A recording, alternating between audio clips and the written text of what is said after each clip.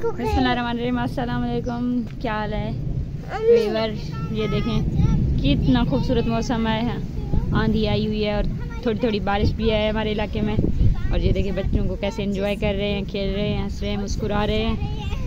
और मैंने सोचा मैं कुछ काम भी कर लूं और आप लोगों के साथ अपनी वीडियो भी शेयर करूं, वीडियो भी बना लूं।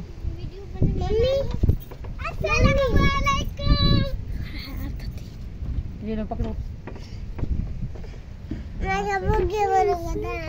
और मैं अभी चारपाई लेके आती हूँ ना, फिर बाद में दिखाती हूँ। आटा भी गूंदना है, खाना भी बनाना है। क्यूटी